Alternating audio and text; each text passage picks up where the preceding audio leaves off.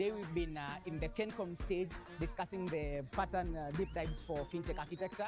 We've had such a lovely time. We've talked about the time to market, scalability, stability, security issues that we face, and now we can be able to ensure that our architecture is fixing all these issues. Amazing crowd, amazing opportunities. It's far much more better than last year. The sessions are engaging. We get hands-on projects to do than last year. If you're missing out on these sessions, you're missing out on a lot. Number one, I'd say networking. Number two, what you're learning. And you're looking forward to having more events like this as students. So, Safaricom Decode has been all about building. First day was about fintech, AI, and now gaming.